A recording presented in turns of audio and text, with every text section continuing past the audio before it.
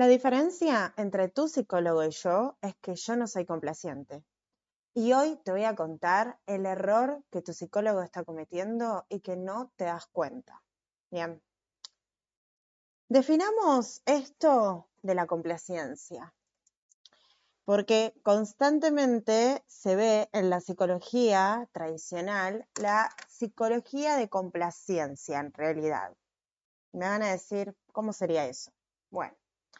Para empezar, yo hablo de estos temas porque soy psicóloga y ya desde hace un tiempo me pasé directamente como mentora de soberanía al darme cuenta de todas estas falacias y todos los como constructos silenciosos, contratos silenciosos que se arman en la psicoterapia tradicional que nadie cuestiona y que a mí me hicieron mucho ruido desde el día uno en que ejercí como psicóloga. Y ya desde hoy digo, bueno, alguien tiene que hablar de estos temas. Bien, para empezar, ay, me dieron ganas de estornudar. Para empezar, un psicólogo de complacencia es la psicoterapia tradicional, básicamente. ¿Por qué? Porque en la psicoterapia tradicional está muy instalado esto del timing, el tiempo para decirle al paciente las cosas. Y ese tiempo termina siendo eterno. Y el paciente nunca recibe nada. O se lo decís camuflado, se lo decís a través de indirectas, se lo decís a través de, por ejemplo, frases, libros. Y yo utilizo todas esas herramientas y me encantan, pero hay que ser directos también, ¿sí? O sea, yo creo que el mayor error que el psicólogo complaciente comete es que al ser cómplice del síntoma, porque ya se da cuenta del síntoma que tiene el paciente, si es un buen profesional les diga uno, se empieza a dar cuenta por dónde viene la cosa y no se lo dice. Y no se lo dice ¿por qué? Porque primero hay que estabilizar la angustia, porque después hay que preparar el terreno, porque bla, bla, bla, bla, bla. Todo eso termina siendo un fingir demencia tanto del paciente, que no se cuestiona, que el psicólogo no le dice nada, y tanto del profesional, que no se cuestiona, que no le es directo al paciente. Entonces hay una complicidad de carencia. Eso es carencia, ¿sí? No hay otra manera de decirlo. Y con esto que les digo del timing, no es más que otra cosa que el fingir demencia. Ustedes piensan en esto. El paciente va a la terapia, entonces les cuenta sus problemas y el profesional le dice, bueno, ¿y con eso cómo te sentís? Bueno, y cuéntame más. ¿Y qué pensás si te digo esto? Bueno, háblame de tu infancia, bla, bla, bla, bla, bla. Obviamente al principio hay que conocer esa personalidad, pero si haces las preguntas correctas, las sacas de toque. Pero si haces las preguntas correctas, si indagas correctamente. Si solamente querés llenar un espacio y decir, bueno, con este paciente me hago 2 casas, que eso es una mentira, pero es el chiste que más se escucha en cuanto a la relación de la psicoterapia tradicional, es como que el contrato de la carencia tiene que ver con que el paciente va a un lugar a que le den la palmadita en la espalda para que el psicólogo le haga una palmadita en la espalda para que se sienta mejor, se desahogue, haga catarsis. Pero para hacer catarsis, podés hacer catarsis con cualquier persona, no necesitas ir a terapia para eso. Entonces, realmente se construye este vínculo desde la carencia porque el paciente no cuestiona, porque se va aliviado de que no le señalan las sombras, de que no lo ponen incómodo. Y el profesional tampoco cuestiona porque dice, bueno, si lo pongo incómodo, se va, o si lo pongo incómodo, me da miedo de que me diga algo. Entonces me parece que hoy en día los psicólogos no tienen los huevos suficientes para ir de frente con los síntomas que tienen los pacientes. Así de corta la digo. Porque acá la diferencia es que yo no soy complaciente. Nunca lo fui. En el sentido de que siempre le fui con la verdad al paciente, aunque al paciente no le gustara escucharlo. Y mi compromiso siempre fue con que el paciente no se mienta. Pero si yo permito que el paciente se mienta y que finja demencia, ahí el error lo estoy cometiendo yo como profesional. Y acá más del 90% que me está escuchando en este video se le van a disparar los mecanismos de defensa, que muchos lo conocen, otros no, investiguen, porque no hay que ser psicólogo para entender los mecanismos de defensa. Bien, hay que simplemente empezar a conocer tu propio inconsciente, y el inconsciente viene en el ser humano. Entonces, basta de fingir que el inconsciente no existe, porque de esa manera, si no te haces cargo de tu inconsciente, lo llamarás destino.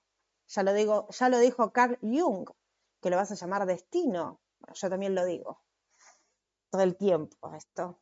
Cuando no conoces tu inconsciente te domina. Así que, nada, básicamente el error que tu psicólogo comete es en ser complaciente, en no venirte de frente, en no decirte, che, mira, vos tenés estas heridas inconscientes, hay que sanar por acá, estás utilizando estos mecanismos de defensa, empezá a conocerlos. Yo, por ejemplo, utilizo muchísimo las herramientas de la terapia cognitiva conductual, y te das cuenta que el paciente no va a sanar a la terapia cuando no tiene compromiso con su tratamiento. Por ejemplo, llegadas tarde, no hace el ejercicio, no investiga lo que hablan en la terapia. Y cuando eso pasa, yo digo, ¿y a qué venís? ¿A qué venís? Porque se supone que vos estás pagando 45 minutos de mi tiempo, como ir al médico, no para que yo te venga a consolar, para que vos cambies tu vida, porque vos tenés un motivo de consulta que querás resolver. ¿Qué estás haciendo para cambiar tu vida? ¿Entienden la incoherencia que se genera cuando el psicólogo, el psicoterapeuta tradicional se convierte en cómplice del síntoma y no te viene de frente por ser complaciente? Y al paciente tampoco le pone su voluntad a preguntar, a indagar, a investigar. Chicos, por favor, hoy hay libros en todos lados, hay videos en todos lados. El que quiera aprender realmente de su psiquismo simplemente necesita una hoja, una lapicera, y anotar y empezar a meterse en la introspección. No necesitan más. Pero ahí está la gran barrera del conocimiento, que mucha gente le encanta quedarse en la negación. Pero si vas a seguir negando lo que no haces para transformar tu vida, entonces esto se convierte en una charla de café cara. Así que el error que tu psicólogo comete es en ser complaciente. Y el error que probablemente vos estés cometiendo si no avanzás en tu terapia es de no comprometerte lo suficiente con tu cambio. El cambio no es fácil, claro que sí, no es fácil, pero tiene un proceso del que requiere que vos le pongas el cuerpo, el tiempo, la valentía. Ahora me van a decir, por ejemplo, ¿no? En el caso de la depresión, ¿no? Es uno de los casos donde podía haber depresión apática, o la depresión común que todo el mundo conoce, que uno se queda en la cama y no sale más, o la depresión apática, que es básicamente como la depresión sonriente, ¿sí?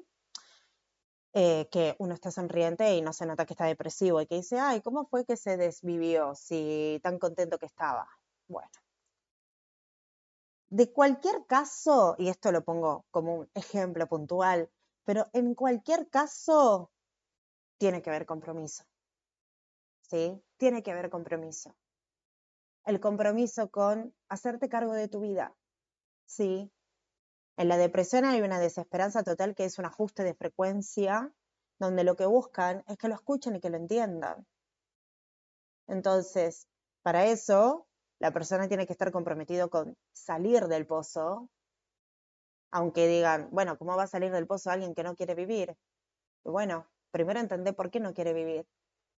Y ahí hacerle entender de que puede cambiar su vida, pero que tiene que tener la voluntad para hacerlo. Y la voluntad no me refiero a salir de la cama, a ir a tomar sol.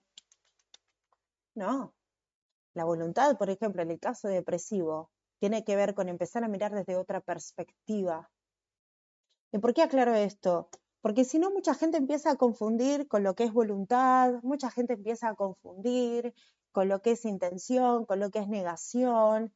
Entonces, digamos, realmente también empecemos a cuestionar desde dónde interpretamos lo que escuchamos del otro. Y también a veces está bueno decirlo, che, ¿vos te referís a esto? Porque si no, incluso pasan conversaciones más banales, fuera de lo que es la psicoterapia, que, por ejemplo, no sé, yo, por ejemplo, soy mentora de soberanía y punto cero. Y cuando hablo de esto con las personas y les pregunto, ¿qué crees que es la soberanía? Muchos me dan definiciones distintas. Entonces, si yo le preguntara esto, yo iría hablando de la soberanía, pensando que la persona piensa igual que yo, la idiosincrasia, que es el significado que cada uno le pone, la interpretación que cada uno le pone a las palabras. Entonces, digamos, si no indago, doy por sentado que la otra persona piensa igual que yo y tiene el mismo nivel de entendimiento que tengo yo. Y quizás no es así. Entonces, también hacernos responsables de nuestro propio proceso, tanto como paciente o como profesional, tiene que ver con esto de, che, indaguemos a ver si estamos hablando en el mismo idioma. ¿Y qué pasa? Muchas veces el paciente se queda en silencio porque tiene miedo a preguntar. Y el profesional lo ve y también se queda en silencio, porque el silencio, que si bien en momentos es necesario, tampoco es para que nos quedemos todos negando que hay cosas que están sucediendo y que nadie pregunta, porque a veces sucede eso también. Por ejemplo, el paciente se queda en silencio y el profesional también. Entonces el paciente, vos no sabés qué carajo está pensando. Y el profesional capaz que no está mirando lo suficiente como para interpretar el lenguaje corporal o para preguntar, por ejemplo, ¿qué estás pensando? ¿Qué crees de esto? Incentivar también en algún momento a que ese silencio se rompa. Entonces, hay muchas cosas silenciosas que están instaladas y yo creo que el paciente muchas veces le entrega su confianza a un profesional que no sabe ser guía para la integración de la sombra, que lo único que sabe hacer es llenarse los bolsillos siendo complaciente y no siendo confrontativo. Entonces pensá, ¿hace cuánto vas a terapia? ¿Cuánto avanzaste? ¿En qué cosas no? Y pregúntate sobre todo en el motivo de consulta por el cual iniciaste. Siempre eso va mutando porque siempre hay otros objetivos que van surgiendo en el proceso. Pero si vos no tenés tu brújula en claro, no vas a saber detectar si ese profesional te está ayudando o no. No vas a saber detectar si ese profesional realmente te está señalando para que vos integres tu sombra y transformes tu vida y te conviertas en soberano. Entonces lo único que espera es que vos te des cuenta de las cosas solito, porque vos tenés que hacer el insight. Y claro que el paciente tiene que hacer el insight, pero necesita de tu guía, necesita de que vos lo alumbres, necesita de que vos le enseñes, le muestres, no que hagas el laburo por el otro, que le muestres el camino, que le digas que lo que le pasa es normal o que no es normal, definiendo obviamente el parámetro de normal, que eso también es muy necesario, porque no todo el mundo piensa de lo que es normal, es lo mismo.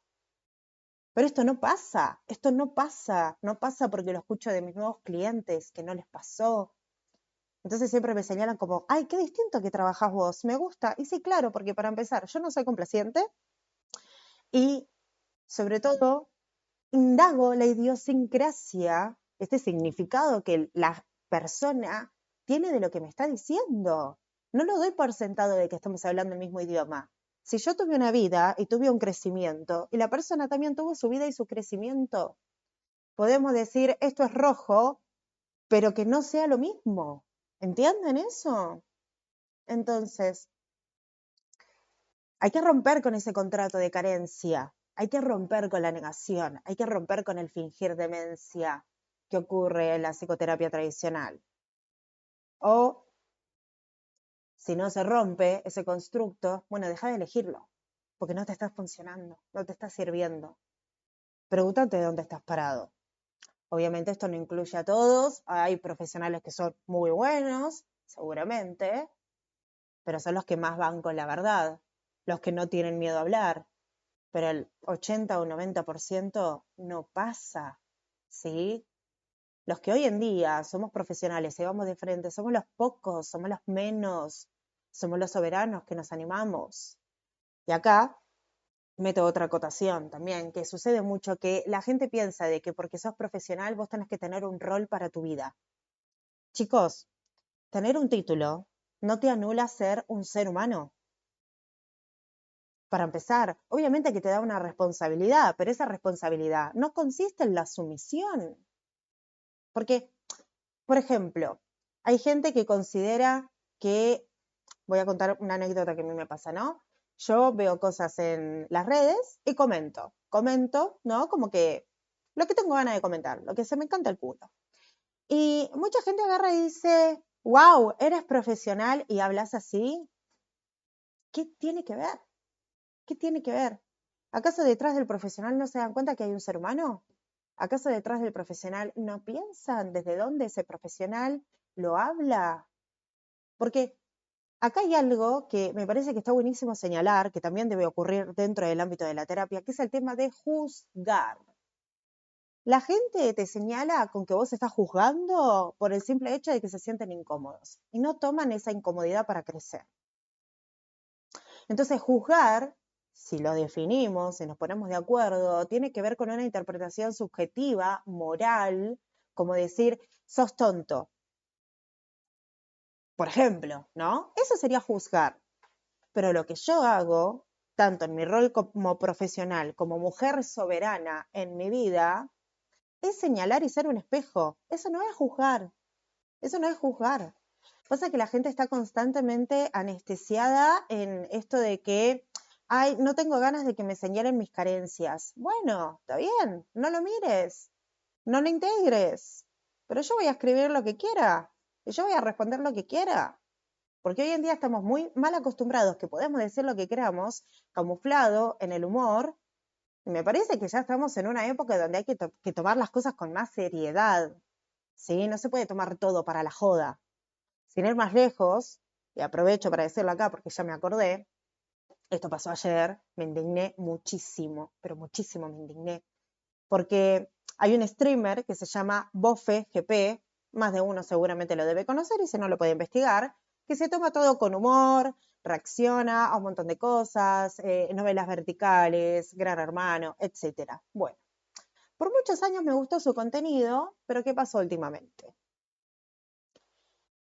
Cada vez queda en más evidencia su inmadurez y cuánta gente lo sigue y cuánta gente adopta lo mismo que él, como también pasó con Martín Sirio en su momento, que hay mucha gente que no cuestiona y todo lo pasa por el humor. Y me parece que porque estemos del otro lado de la pantalla viendo algo de una persona, que ahora les voy a contar cómo fue el ejemplo, no podemos tomarlo todo para el humor. ¿Sí? No podemos tomarlo todo para el humor. Y acá viene la frase icónica de Martín Sirio, que es, por ejemplo, nena, acá nos estamos divirtiendo, acá nos estamos riendo, ¿nos dejás divertir? ¿Nos dejás tomar las cosas con humor?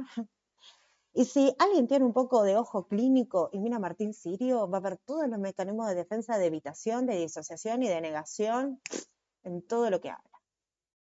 Pero ¿saben qué pasa? Eso ya se volvió moneda corriente.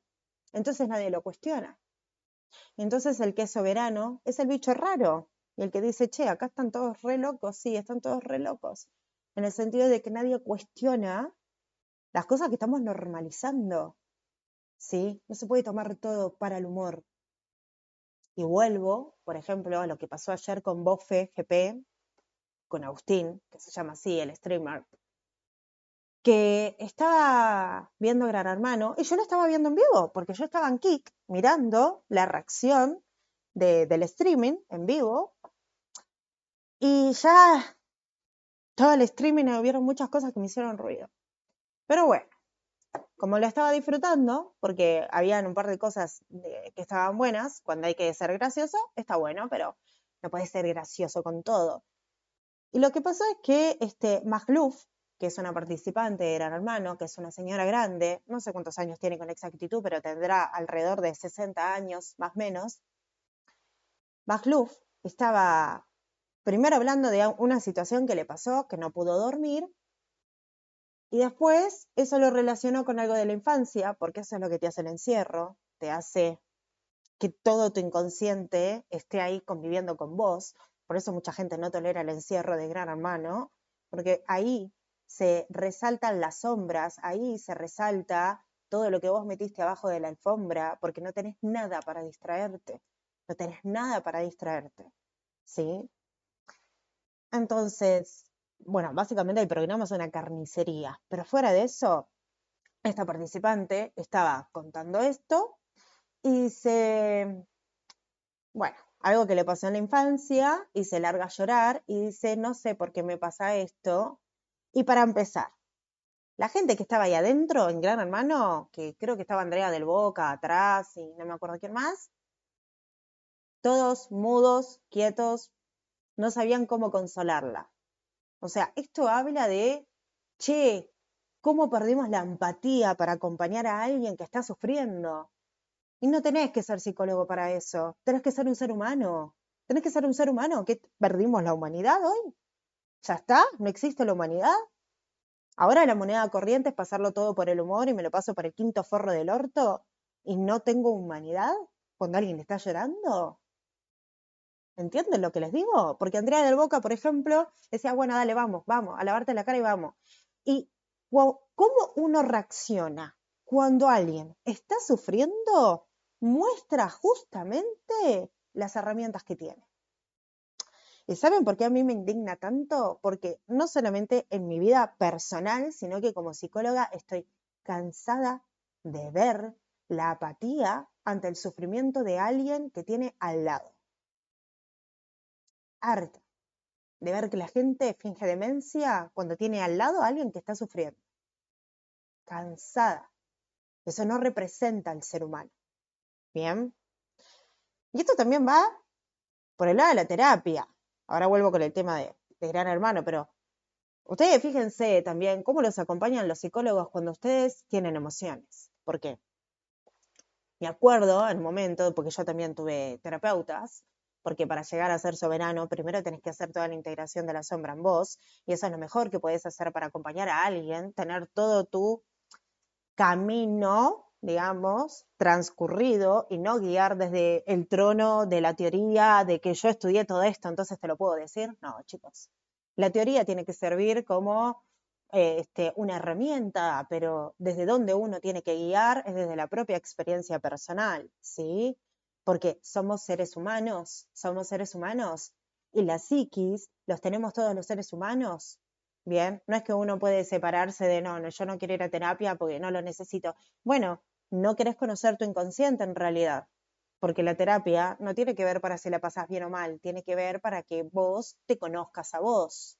Pero bueno, la terapia tradicional tiene todos esos mambos. Repito, yo por eso me pasé a mentora.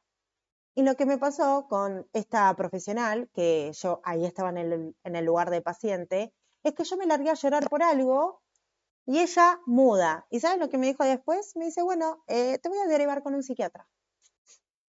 ¿Me quieres derivar con un psiquiatra porque estoy llorando en medio de la sesión? Segunda sesión fue la que tuve con esa profesional. No, mi reina, evidentemente no me entendés. Y la dejé. ¿Saben lo que pasa? Perdimos el tacto humano. ¿Saben lo que pasa? No trabajamos nuestras propias barreras en nuestros mecanismos de defensa. Volviendo a la cuestión de Bofe, que fue lo que me indignó de Gran Hermano, es que McLuff estaba llorando por esto y lloraba como una niña. Entonces, ¿qué pasa? Todos, absolutamente todos, ahí se estaban cagando de risa eso. Es indignante. Es indignante eso. ¿Cómo vas a estar streameando y viendo un programa que una persona está sufriendo porque necesita solamente 2 dedos de frente para darte cuenta de que esa persona está sufriendo? Porque está contando un relato y está llorando. No es que está llorando porque le robaron una papa o le comieron la comida. ¿Entienden? Estaba llorando porque estaba contando algo de la infancia. El streamer, Agustín, y todo su público se estaban cagando de risa de eso. De eso, de eso, porque yo estaba ahí y yo vi el chat y yo vi todo. Porque después en YouTube lo suben todo recortado y los que tienen ganas o no. Yo lo vi todo en vivo. Indignante. Es indignante eso. Es una invalidación emocional total. ¿Cuándo perdimos este contacto con la humanidad? Entonces, digamos, esto pasa en la terapia, esto pasa en la vida, esto es lo que consumimos. Así que, resumiendo, hay un montón de errores que tu psicólogo probablemente esté cometiendo y ahora te vas a llevar el culo lleno de preguntas seguramente y eso es lo mejor que te puede pasar. Y si, por ejemplo, todo lo que te dije, hay un montón de cosas a las que no estás de acuerdo, no hay ningún problema. No necesito que estés de acuerdo conmigo. No necesito eso. Yo este video no lo hago para educar. Yo este video lo hago para exponer una verdad de la que nadie se anima a hablar. Así que tómalo como quieras. El que tenga ganas de escribir, lo leo en comentarios. Así que nos vemos en el próximo video. Un beso.